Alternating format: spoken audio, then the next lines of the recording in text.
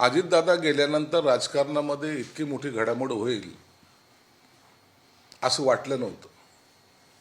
निश्चित काही कालावधी जाईल, त्याच्यानंतर या घडामोडी होणं साहजिक होतं. परंतु इतक्या तातडीच्या हालचाली होणे, काल राग सावरण्याचा कार्यक्रम झाल्याबरोबर सुमित्रा वहिनी मुंबईकडे जाणे, इतर राजकीय नेत्यांनी स्टेटमेंट देणे, हे थोडंसं मनाला पटत नाही. परंतु आता राजकारण आहे, त्यांच्या पक्षाने घेतलेला निर्णय आहे. तो का घेतला, कोणत्या परिस्थितीत घेतला, का घ्यावा लागला, हे सगळे जरी प्रश्नचिन्ह असले तरी अखेरला निर्णय हा झालेला आहे. म्हणून आज सुमित्रा वहिनी हे उपमुख्यमंत्री पदाची शपथ घेतील. त्यानंतरची रणनीती काय असेल किंवा त्यांच्या पक्षाचं काय होणार आहे, राष्ट्रीय अध्यक्ष कोण होणार आहे, महाराष्ट्राच्या अध्यक्षाचं काय, किंवा इतर जे काही घडामोडी आहेत, हे मला वाटतं आता लवकरच त्याच्यावर निपटारा हा होईल. एक अशीही टीका होते यार की अवघे 2-3 दिवस झाले इतकी सगळी काही कशासाठी, नक्की राजकारण काय होत आहे, काय होत आहे, प्रत्येकाची हीच भावना आहे. अजित पवार म्हणजे शरद पवार आणि सुप्रिया. नाही, मी कालही सांगितलं ना की राजकारणामध्ये जे कालच्या ह्या घडामोडी ज्या पाहिल्यात 2 दिवसातल्या, तर याच्यामुळं असं वाटतं माणसापेक्षा खुर्चीला जास्त महत्व आहे. राजकारणामध्ये खुर्ची जिंकलेली, सार्वजनिक जीवनामध्ये खुर्ची जिंकली, माणूस हरला हे एकंदरीत चित्र पाहायला मिळतंय. म्हणून ह्या सर्वसामान्य माणसाला ह्या गोष्टी भावत नाहीत. दुखवटा सुद्धा, शासकीय दुखवटा 3 दिवसाचा, तो संपण्याच्या आधी हे सर्व निर्णय होत आहेत. मला वाटतं हे जर वैयक्तिक विचाराल तर हे व्हायला नको होतं. थोडा कालावधी हा गेला पाहिजे होता. ही सर्वसामान्यांची भावना मी या ठिकाणी व्यक्त करतोय. 2 एनसीपी एकत्र यावी या दादांची इच्छा होती आणि आमची इच्छा होती. अजित दादा जयंत पाटील यांची विलीनीकरणावर चर्चा झाली होती, मात्र आता या चर्चेला खंड पडलाय असं शरद पवार. अजितदादा हे राष्ट्रवादीचे सर्वेसर्वा होते. ते जे निर्णय घेतील त्याच्यावर कुणाचीही ताकद त्यांना क्रॉस करण्याची नव्हती, कोणत्याही नेत्याची नव्हती. म्हणून त्यांच्या शब्दाला असलेली किंमत आणि त्यासाठी त्यांनी शरद पवार साहेबांशी किंवा इतर नेत्यांशी झालेली त्यांची जे का बैठकी आहेत असं जे म्हणतात, तर त्याच्यात जो निर्णय झाला असता तो सर्वांनी मान्यही केला असता. परंतु आता मला वाटतं परिस्थिती बदललेली आहे. आता सामूहिक निर्णयाचे एक वारं, नवीन वारं या राजकारणामध्ये चालेल. म्हणून कदाचित शरद पवार साहेबांनी आता याच्यात खंड पडेल अशी शंका व्यक्त केलेली.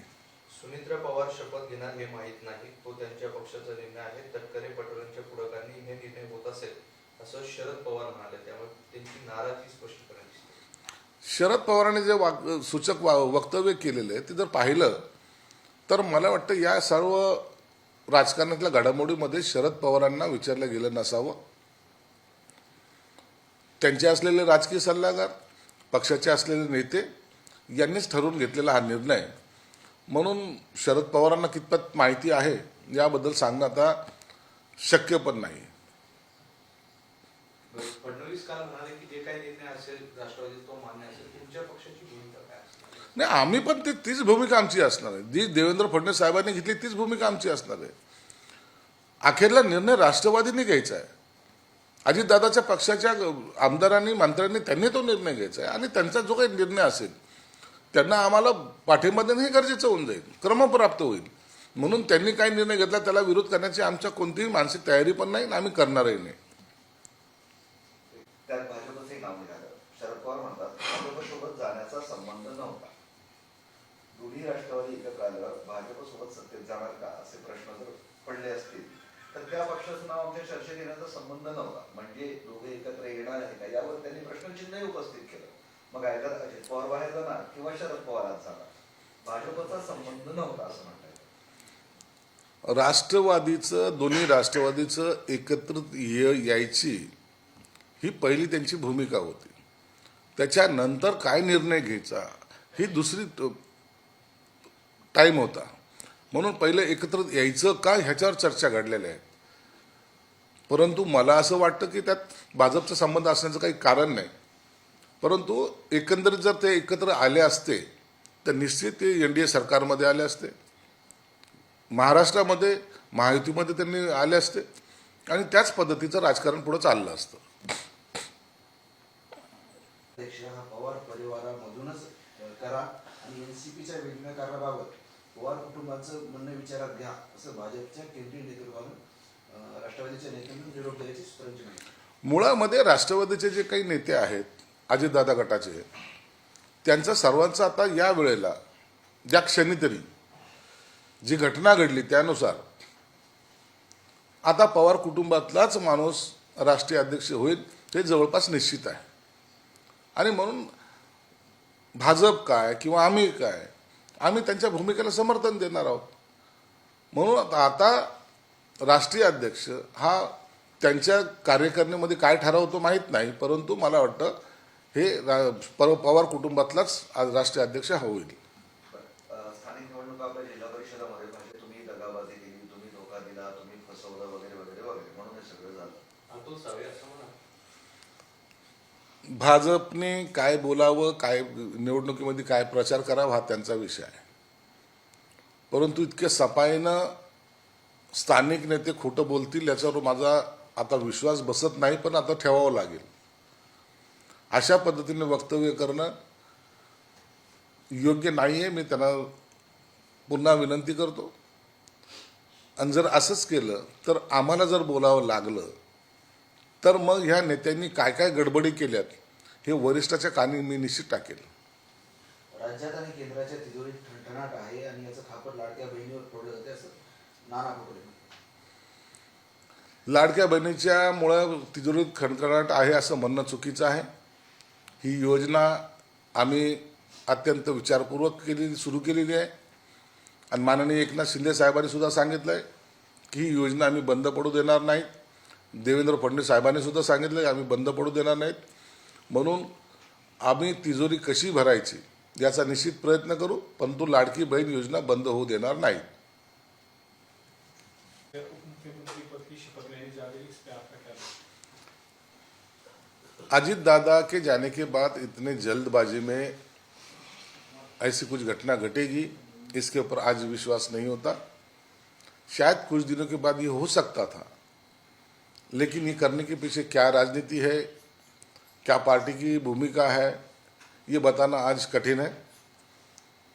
लेकिन एक बात तय है कि वहाँ के कार्यकारिणी ने जो भी निर्णय लिया है कुछ तो सोचा होगा, लेकिन लोगों को ये बात हजम नहीं हो रही. शरद पवार साहब ने कहा है कि सुनीता पवार जिस तरीके से उप मुख्यमंत्री पद की शपथ लेने जा रही है उसके बारे में उन्हें ना निमंत्रण आया है ना कुछ पता है. देखो, शरद पवार साहब ने जो कहा है तो उसके ऊपर अगर यकीन रखेंगे तो शायद ही इनका पार्टी का अंदरूनी मामला जो राष्ट्रवादी अजित दादा के गुट का है उन्होंने उनको बताना उचित समझा नहीं होगा, या तो उनसे बात चर्चा नहीं की होगी. इसलिए शरद पवार साहब ने ऐसा कहा है. पार्टी का निर्णय हम लेंगे ऐसी कुछ भूमिका राष्ट्रवादी अजित दादा गुट के होगी और इसलिए शरद पवार को बताया नहीं गया. दोनों राष्ट्रवादी साथ में आने वाले थे. 12 तारीख को जो है ऐलान होने वाला था, लेकिन इनके अजित दादा जाने की वजह से जो है एक तरीके से उस रिलेशन में खंड पड़ गया है, वो होना मर्ज होना मुश्किल है. इस तरीके का बयान शरद पवार ने दिया. देखो, क्या होने वाला था वो होने वाला था. अभी कुछ नहीं होगा, वो वक्त चले गया. एक गद्दावर नेता अजित दादा नहीं रहे. उनके शब्दों को जो कीमत थी, अहमियत थी, वो अब बाकी किसी नेताओं में है ऐसा मुझे नहीं लगता. इसलिए अब फिर से उस एकत्रीकरण की घोषणा करना या तो बैठक लेना, मुझे लगता है कुछ महीनों तक ये प्रोसेस नहीं होगी. अब सब अलग अलग ही रहेंगे, ऐसा एकंदर यहाँ दिख रहा है. लेकिन सर कहीं ना कहीं हर तरफ से टीका हो रही है कि इतनी जल्दी उप मुख्यमंत्री पद की शपथ लेने की इतनी जल्दी क्यों थी? नहीं लेना चाहिए था. महाराष्ट्र राज्य ने 3 दिन का दुखौटा जाहिर किया. 3 दिन भी पूरे नहीं हुए उसके पहले अगर ये शपथ विधि का प्रोग्राम होता है तो वो कॉमन लोगों को पसंद नहीं आता।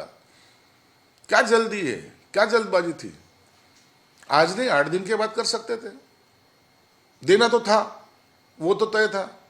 लेकिन उसे ऐसा लगता है कि पार्टी के अंदरूनी कुछ राजनीति की वजह से ये जल्दबाजी की गई है। किस बात का डर उनको सताया जा रहा था उसके बारे में चर्चा करना उचित नहीं है, लेकिन एक बात जरूर है, ऐसी ही कुछ बात होगी जिसकी वजह से उन्होंने तुरंत ये निर्णय लिया है। शरद पवार ने साथ में ये भी कहा है कि अब आने वाला जो भविष्य है वो यूथ के हाथ में जाना चाहिए। एक हिसाब से यूथ ही देखेंगे कि अभी क्या निर्णय लेना है, क्या फैसला लेना है। ये बात तो अजित दादा ने भी कही थी ना, शरद पवार साहब जो कह रहे, ये बात तो अजित दादा ने भी कही थी, और आने वाले समय में वही होने वाला है। यूथ को ही आगे बढ़ना पड़ेगा। जो रिटायरमेंट की बातें करते हैं ना, उसकी वजह ही एक है कि यूथ को आगे जाना चाहिए। और मुझे लगता है कि अगर ऐसी घटना अगर घटी या तो ऐसा अगर हुआ तो ये देश भी प्रगति पथ पे चलेगा और नया नेतृत्व भी सामने आएगा। इस सब पे देवेंद्र फडणवीस की जो भी डिसीजन राष्ट्र एनसीपी लेंगे वो हमें मान्य होंगी और हमारी ये भूमिका है। आपके पक्ष की क्या भूमिका है? देखो, देवेंद्र जी ने जो कहा है वो सच बात है, हकीकत है। राष्ट्रवादी अजित दादा गुट के लोगों ने जो भी निर्णय लेंगे उसको हमारा पाठिंबा रहेगा, उसको हमारा सपोर्ट रहेगा। उसी तरीके का सपोर्ट हमारा शिवसेना का भी उनको रहेगा, क्योंकि जो भी निर्णय लेना है, जो भी डिसीजन लेना है वो राष्ट्रवादी के कार्य करने के अंतर्गत बात है। उसके अंदर हम कोई भी दखल अंदाजी नहीं करेंगे।